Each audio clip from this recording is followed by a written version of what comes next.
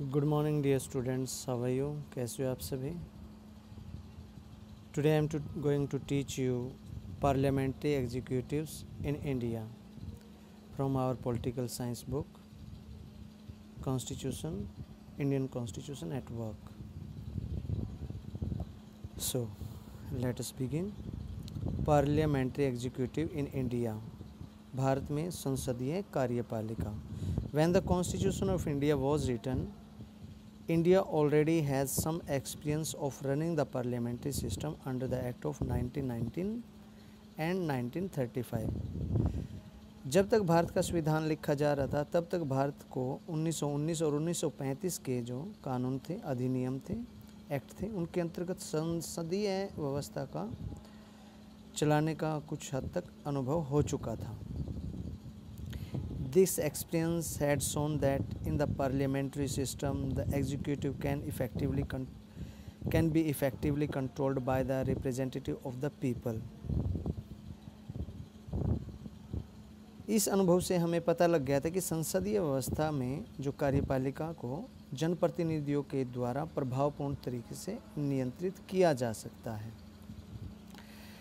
The makers of the Indian Constitution wanted to ensure that the government would be sensitive to public expectations and would be responsible and accountable.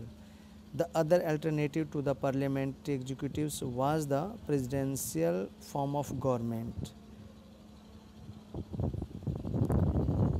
Bharat के संविधान के निर्माता एक ऐसी सरकार बनाना चाहते थे, ऐसी सरकार की सुनिश्चित करना चाहते थे जनता की अपेक्षाओं के प्रति पूर्ण संवेदनशील हो और उत्तरदायी भी हो.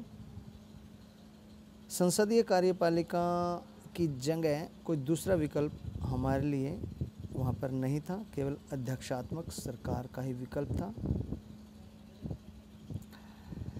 बट द प्रेसिडेंशियल एग्जीक्यूटिव, लेकिन अध्यक्षात्मक कार्यपालिका, प्रेसिडेंशियल एग्जीक्यूटिव मीन्स अध्यक्षात्मक कार्यपालिका.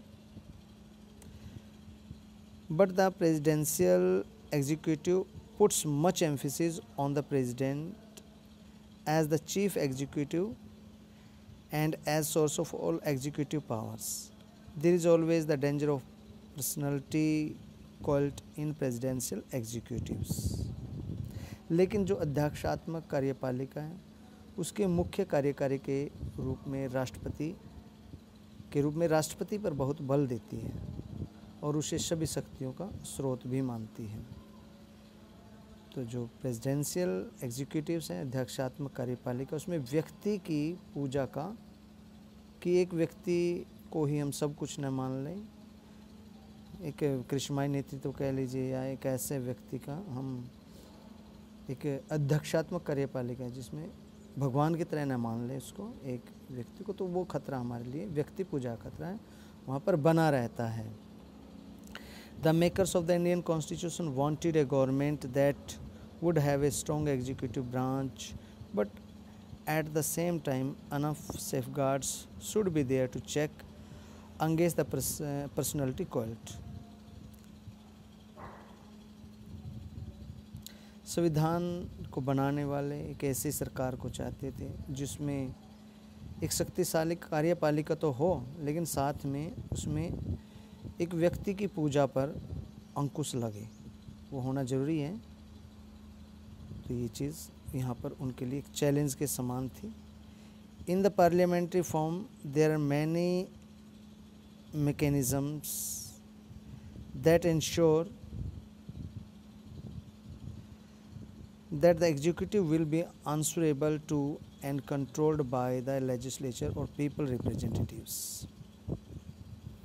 संसदीय व्यवस्था में ऐसी अनेक प्रक्रियाएं हैं जो ये सुनिश्चित करती हैं कि कार्यपालिका, विधानपालिका या जनता के जो प्रतिनिधि हैं उनके प्रति उत्तरदायी होगी और उसे नियंत्रित भी करेगी. So the constitution adopted the parliamentary system of executives for the government both at the national and state level. इसीलिए संविधान में राष्ट्रीय और प्रांतीय दोनों ही स्तरों पर संसदीय कार्यपालिका की व्यवस्था को स्वीकार किया गया, उसको अपनाया गया. According to this system, there is a president who is the formal head of the state of India, and the prime minister and the council of ministers, which run the government at the national level. At the state level, the executive comprises the governor and the chief minister and the council of ministers. तो according to this system, इस system के अनुसार, इस व्यवस्था के अनुसार जो राष्ट्रपति हैं, भारत में राज्य का एक औपचारिक प्रधान होता है वो, और प्रधानमंत्री और मंत्रिपरिषद जो स्टेट लेवल पर, and the councils of minister which run the government at the national level, एक तो स्टेट लेवल पे चलाते हैं और दूसरे राज्य के लेवल पर चलाते हैं। At the state level the executive comprises the governor and the chief minister and the council of minister, जो राज्य स्तर पर राज्यपाल, मुख्यमंत्री, मंत्रिपरिषद सब मिलकर कार्यपालिका का निर्माण करते हैं। The constitution of India vests the executive powers of the union formally in the president. In reality, the president exercises these powers through the council of ministers headed by the prime minister. The president is elected for a period of 5 years, but there is no direct election by the people for the office of president. The president is elected indirectly. उसको indirectly elect किया जाता है. This means that the president is elected not by the ordinary citizens but by the elected MLAs and MPs. These elections take place in accordance with the principle of proportional representation with single transferable vote. Bharat के संविधान में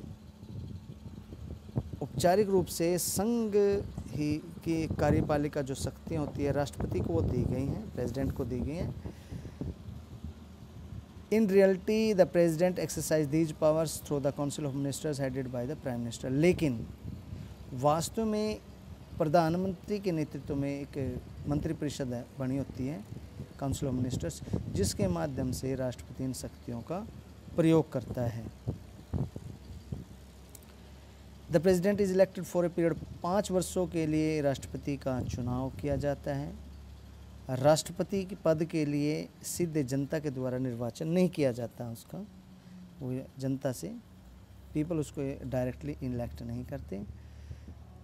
राष्ट्रपति का जो चुनाव है, निर्वाचन है, अप्रत्यक्ष इनडायरेक्ट मेथड से वो किया जाता है, जिसका मतलब है कि राष्ट्रपति का चुनाव आम नागरिक नहीं बल्कि चुने हुए जो पहले ही MLA MPs हैं, विधायक और सांसद है, वो करेंगे। यह चुनाव समानुपातिक proportional representation with single transferable vote, यह निर्वाचन समानुपातिक प्रतिनिधि प्रणाली एवं एकल संक्रमणीय मत के सिद्धांत के अनुसार किया जाता है। The president can be removed from office by the parliament by following the procedure of impeachment. This procedure requires a special majority as explained in the last chapter. The only ground for the impeachment is violation of the Constitution. केवल संसद को ही अधिकार है कि राष्ट्रपति को एक महाभियोग के इम्पीचमेंट के माध्यम से, महाभियोग की प्रक्रिया के माध्यम से उसको पदच्युत किया जा सकता है, उसके पद से हटाया जा सकता है। पिछले लेसन्स में हमने देखा है, हमने पढ़ा है कि इस प्रोसेस के लिए, इस प्रक्रिया के लिए संसद में एक विशेष बहुमत की ज़रूरत होती है। इम्पीचमेंट के माध्यम से, महाभियोग के माध्यम से, संविधान का उल्लंघन करने के आधार पर ये महाभियोग है जो वो लगाया जा सकता है। Article 74, there shall be council of ministers with the prime ministers at the head to aid and advise the president who shall in the exercise of his functions act in accordance with such advice, provided that the president may require the council of ministers to reconsider such advice, and the president shall act in accordance with the advice tendered after such reconsideration. Article 74 जो अनुच्छेद 74 है, राष्ट्रपति को सहायता और सलाह देने के लिए एक मंत्रिपरिषद का उसमें निर्माण का प्रावधान बताया गया, जिसका प्रधानमंत्री होता है, और राष्ट्रपति अपने कामों के लिए, अपने कार्यों के लिए जो प्रयोग की जाने वाली कोई है वो सलाह उनसे प्राप्त करता है। लेकिन राष्ट्रपति मंत्रिपरिषद से ऐसी सलाह पर पुनः विचार करने के लिए बोल सकता है, और राष्ट्रपति ऐसे पुनर्विचार के बाद ही दी गई सलाह के अनुसार वो काम करेगा।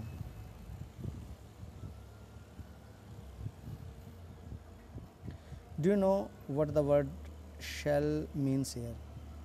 यहाँ पे एक शैल वर्ड है कि इसने कहा कि राष्ट्रपति ऐसे सलाह पर काम करेगा, मंत्रिपरिषद होगी जिसका प्रधानमंत्री होगा, है शैल। तो शैल का यूज़ किया गया है, और इसमें भी राष्ट्रपति अपने कार्यों का प्रयोग करने के लिए ऐसी सलाह के अनुसार वो काम करेगा वगैरह वगैरह इसमें दिया गया है। तो आप देखते हैं यहाँ पे कि शैल का प्रयोग क्यों किया गया है, शैल। तो ही ऐसा वो ऐसे ही करेगा, मतलब ऐसा है, ये वो शब्द क्यों यूज़ किया गया है?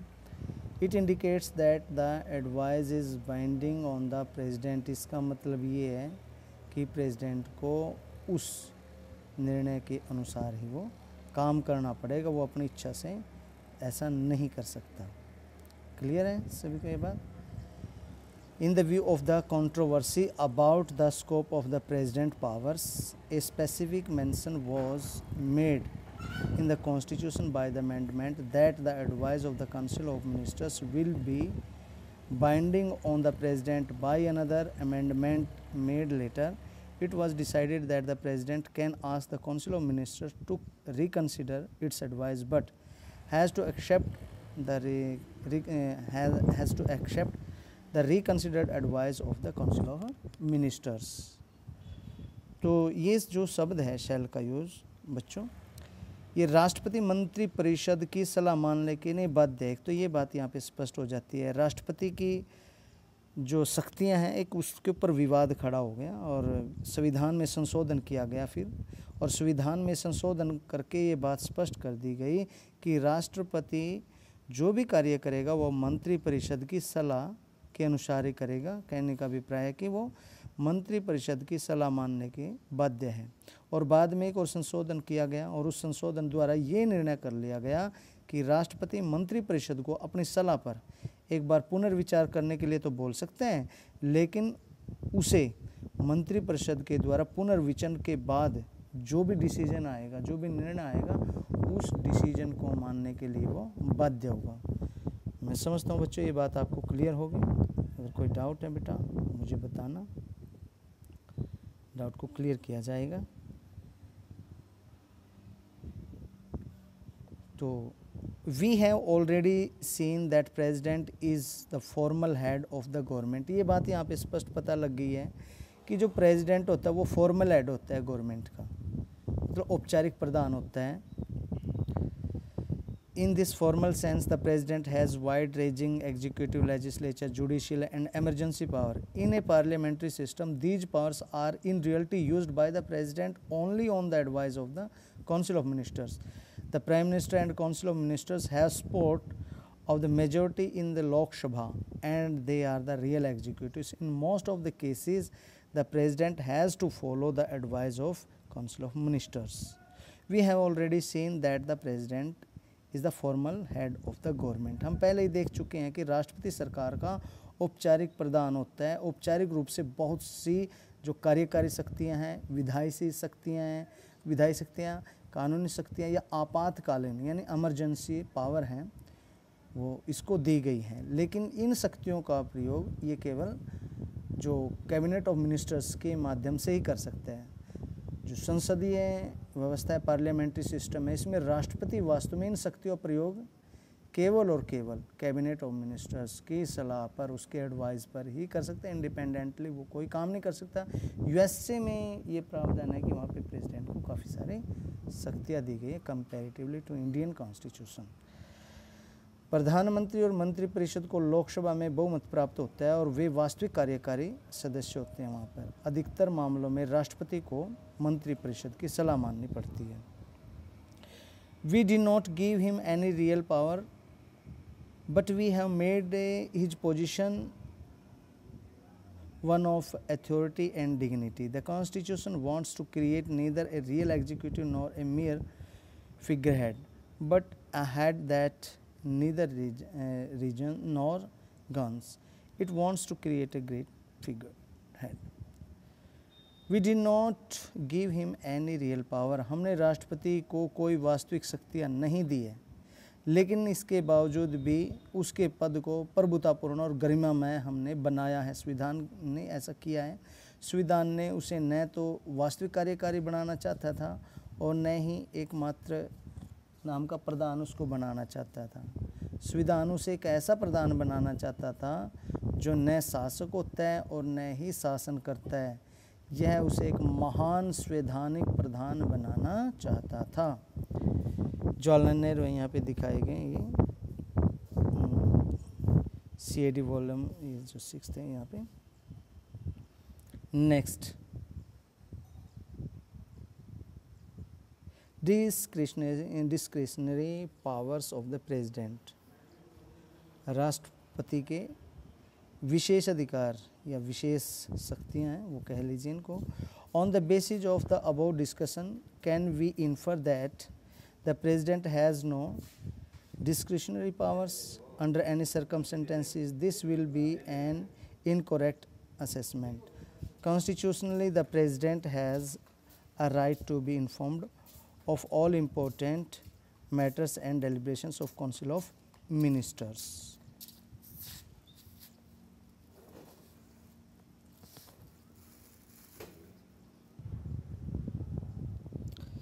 इन बातों की चर्चा के बाद एक और बात यहाँ पे है जो हम निष्कर्ष निकाल सकते हैं जिससे, और वो निष्कर्ष ये निकलता है कि किसी भी राष्ट्र परिस्थिति में राष्ट्रपति को कोई विशेष अधिकार प्राप्त नहीं होता। ऐसा ये नहीं है कि हाँ विशेष अधिकार उनको प्राप्त नहीं है, उनको विशेष अधिकार, यह एक गलत बात होगी अगर ऐसा सोचेंगे भी। तो संवैधानिक रूप से राष्ट्रपति को बहुत सारे महत्वपूर्ण मुद्दे हैं और मंत्रिपरिषद की कार्रवाई के बारे में काफ़ी सारी बातें हैं जो उसको करने का अधिकार प्राप्त है। एक तो कई मुद्दे हैं जिनके ऊपर वो अपना निर्णय ले सकता है, और सूचना प्राप्त करने का अधिकार है उसको कि वो सूचना प्राप्त कर सकता है मंत्रिपरिषद से। The Prime Minister is obliged to furnish all the information that the President may call for. The President often writes to the Prime Minister and expresses his views on matters comforting the country. प्रधानमंत्री का यहाँ पे कर्तव्य बन जाता है कि वह राष्ट्रपति द्वारा जितनी भी सूचनाएं मांगी जाती हैं उन सूचनाओं को उन तक पहुँचाए। राष्ट्रपति प्रधानमंत्री को पत्र लिखता है कि देश की समस्याओं पर वो अपना विचार व्यक्त करे। एम आई जस्ट, यहाँ पे कार्टून दिया गया है, am I just a figure head और I asking real questions? Did the text book writers give me powers to ask questions I wish to ask, और am I asking questions they have in their mind? तो मैं यहाँ कहने भर के लिए बिठा दिया गया हूँ या मैं सचमुच के सवाल भी पूछ रहा हूँ? एक बच्चे के मन में ये बात है, इस तरीके से वो आप स्पष्ट कर सकते हैं। क्या इस बुक के जो राइटर हैं मुझे अपने मनचाहे सवाल पूछने की उन्होंने मुझे शक्ति दी है, या मैं केवल वही सवाल पूछ सकता हूँ जो उनके मन में उठ रहे हैं? ये बताइए आप। यहाँ से ये स्थिति क्लियर हो जाती है। Beside this, there are at least 3 situations where the president can exercise the powers using his or her own discretion. In the first place, we have already noted that the president can send back the advice given by the Council of Ministers and ask the councils to reconsider the decision. In doing this, the president acts on his or her own discretion. When the president thinks that the advice has certain flaws and legal linking or that it is not in the best interest of the country, the president can ask the Council of Ministers to reconsider the decision. Beside this, इसके अलावा कम से कम 3 और जो अवसर हैं, 3 और बातें हैं जहाँ पे राष्ट्रपति को अपना विशेष अधिकार प्रयोग करने का अधिकार है. पहला, in the first place, we have already noted that the president can send back an advice given by the council of ministers and ask the council to reconsider the decision. पहला, जैसे कि आप पहले भी देख चुके हैं कि राष्ट्रपति मंत्रिपरिषद की सलाह को लौटा सकता है और उसे अपने निर्णय पर पुनर्विचार करने के लिए बोल सकता है. ऐसा करने में राष्ट्रपति अपने बुद्धि का प्रयोग करता है. जब राष्ट्रपति को ऐसा लगता है कि सलाह में कोई गलती है, कोई फ्लॉज हैं, कोई परेशानियां हैं, तो कोई कमियां हैं और उनका जो फैसला देश के हित में नहीं है, तो वह मंत्रिपरिषद से अपने निर्णय पर पुनर्विचार करने के लिए बोल सकता है.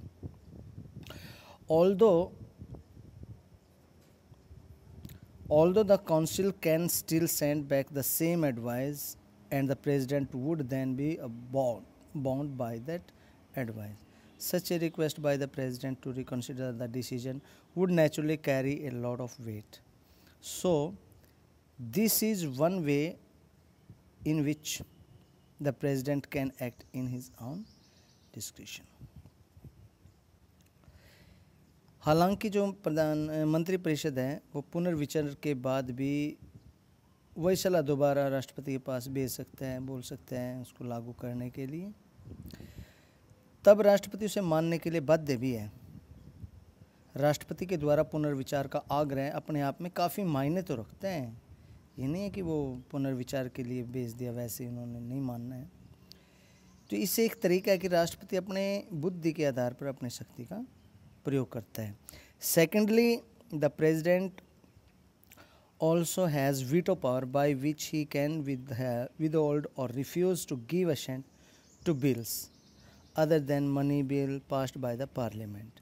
Every bill passed by the parliament goes to president for his assent before it becomes a law. The president can send the bill back to the parliament asking it to reconsider the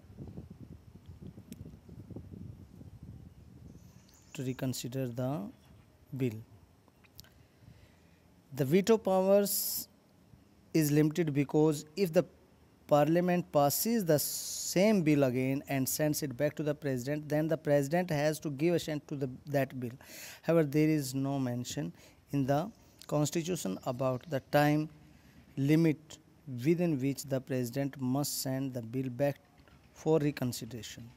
This means that the president can just keep the bill pending with him without any time limit. This gives the president an informal power to use the veto in a very effective manner. This is sometimes referred to as pocket veto.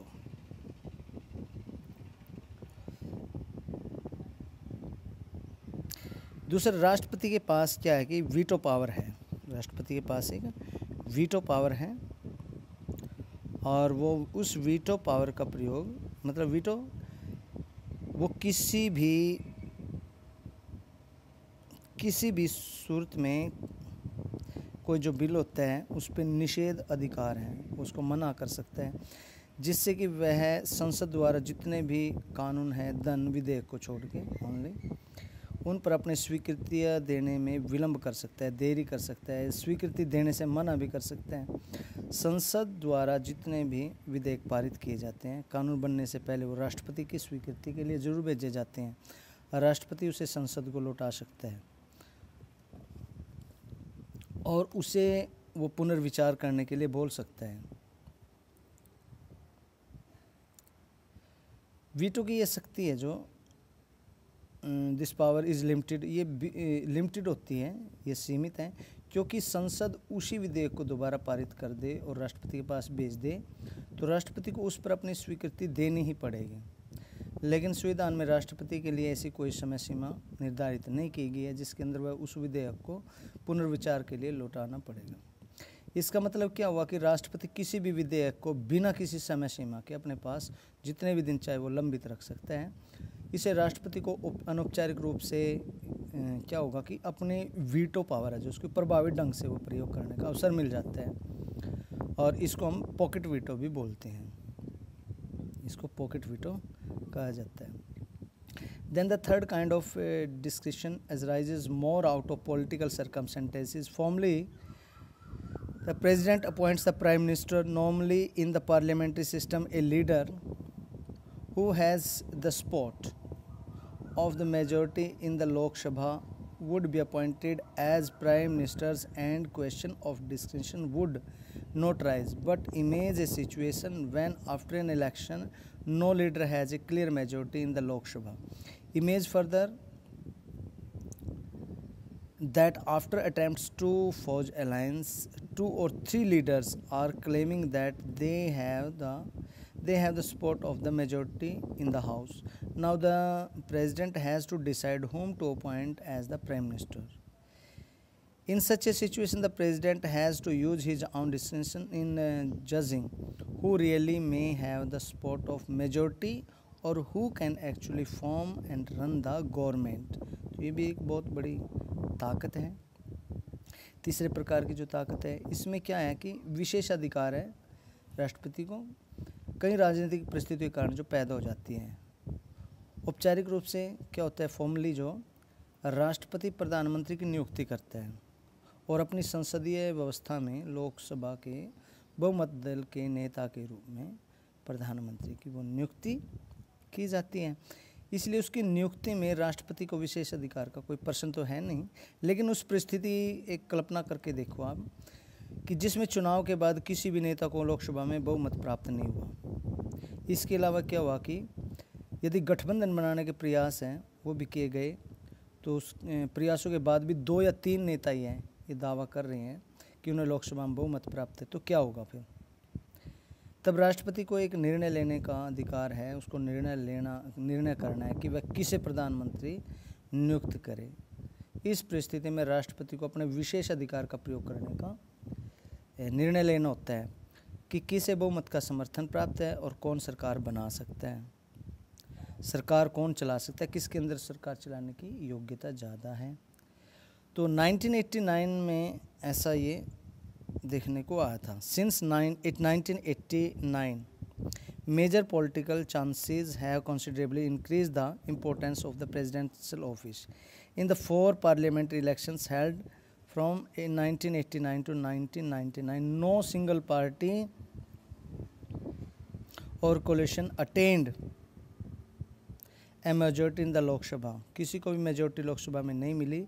These situation demanded presidential intervention either in order to constitute government or to grant a request for dissolution of Lok Sabha by a prime minister who could not prove majority in the house. It may thus be said that presidential discretion is related to political conditions. There is a greater scope for presidential assertiveness when governments are not stable and coalitions occupy power.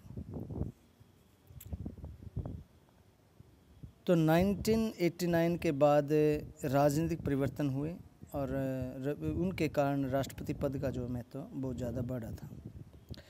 1989 से 1998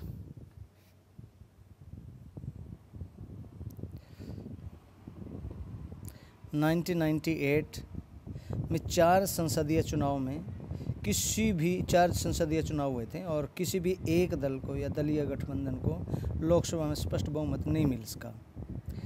इस परिस्थिति की मांग थी कि राष्ट्रपति हस्तक्षेप करके या तो सरकार का गठन कराए या फिर प्रधानमंत्री द्वारा लोकसभा में बहुमत सिद्ध न कर पाने के बाद उसकी सलाह पर वो क्या करें, लोकसभा को भंग कर दें। यही होता है ऐसी स्थिति में।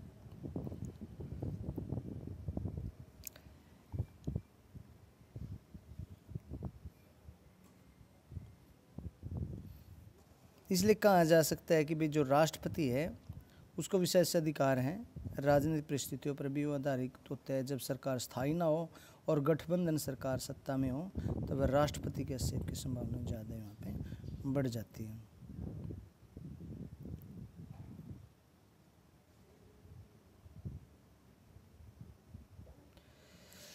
For the most part, the president is formal power holder and a ceremonial head of the nation. You may wonder why then do we need president? In a parliamentary system, the Council of Ministers is dependent on the support of the majority in the legislature.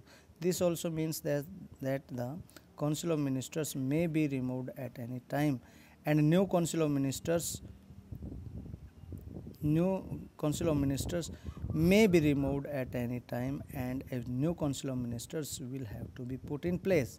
Since a situation requires a head of state who has a fixed term, who may be empowered to appoint the Prime Minister and who may symbolically represent the entire country, this is exactly the role of the president in ordinary circumstances. Besides, when no party has a clear majority, the president has the additional responsibility of making a choice and appointing the Prime Minister to run the government of the country. राष्ट्रपति क्या है? राष्ट्रपति का औपचारिक शक्ति वाला पद है और वह राष्ट्र में ऐसा लगता है जैसे एक अलंकारिक प्रदान है, मतलब वो कहने भर से एक शोभा है उसकी, भाई राष्ट्रपति है, बस इतना ही है।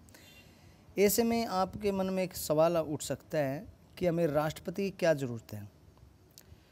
तो जो पार्लियामेंट्री सिस्टम है इसमें संसदीय व्यवस्था में मंत्रिपरिषद विधायिका में बहुमत के समर्थन पर निर्भर होती है।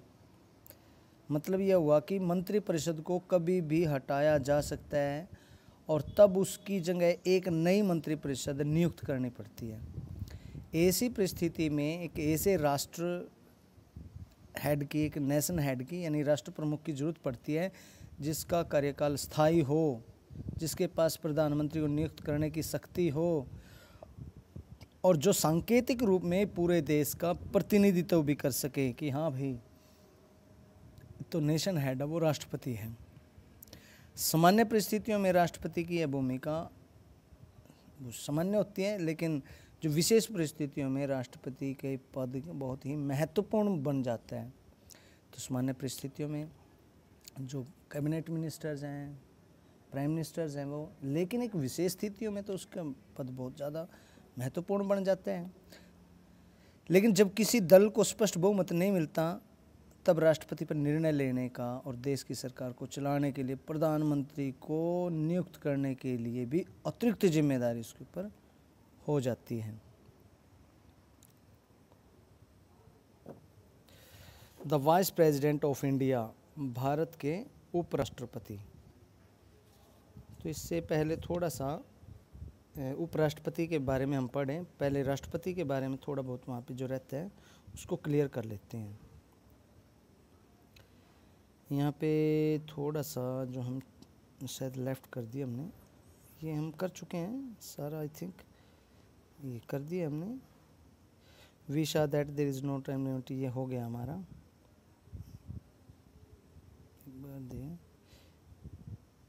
The parliamentary passed bill known as Indian post office amendment bill, this bill was widely, अच्छा हाँ जी, यहाँ से एक बार ये कर लीजिए।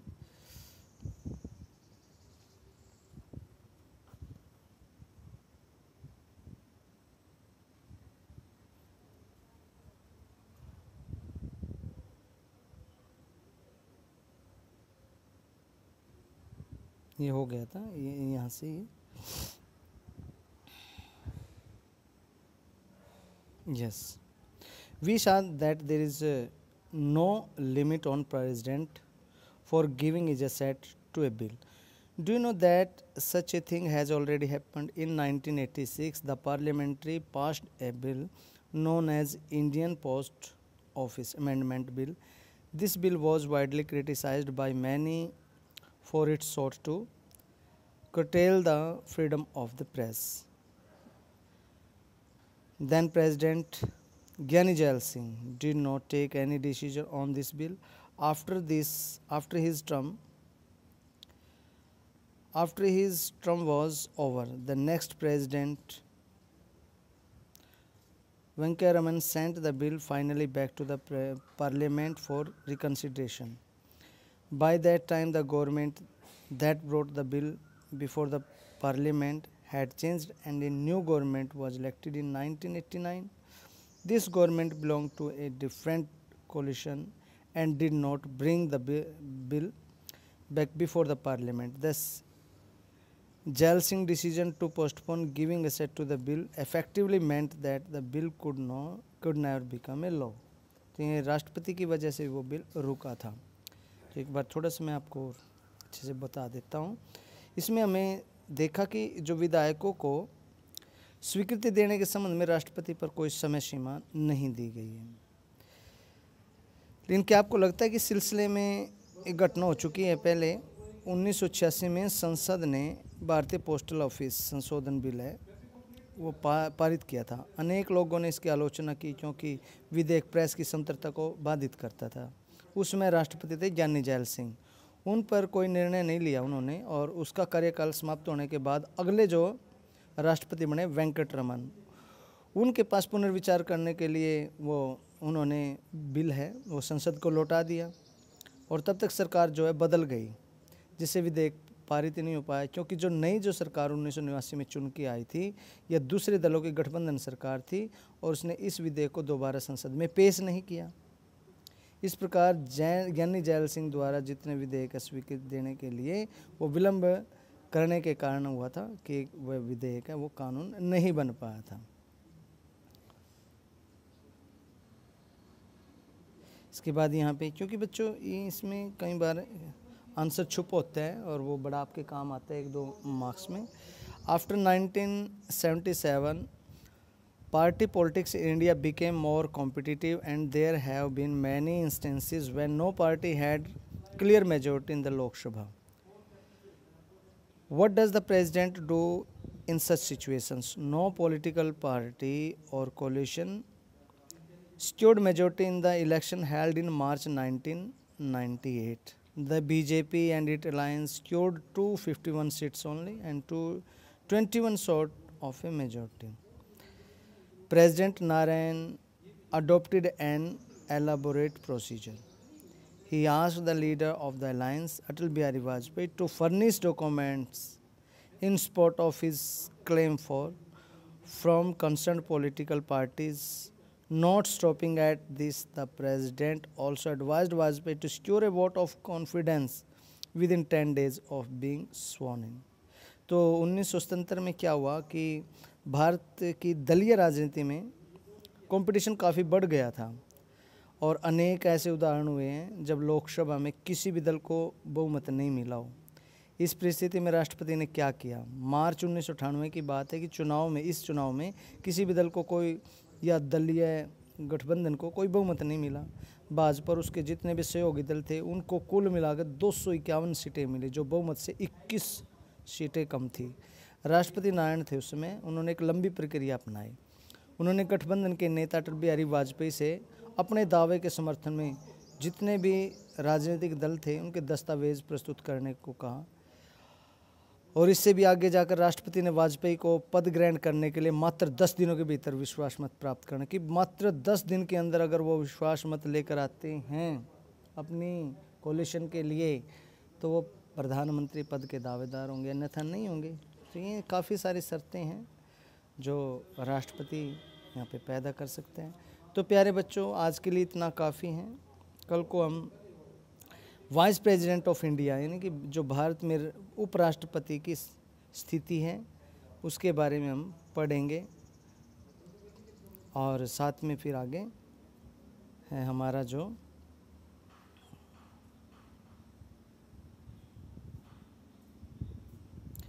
साइज ऑफ काउंसिल मिनिस्टर्स वगैरह इसमें हैं जो दिए गए, इनके सब के बारे में हम अध्ययन करेंगे। I think this is enough for today, so may God Saraswati bless you with great treasure of knowledge. Keep on studying, do hard work, and ultimately you will make your goal a success. Thank you.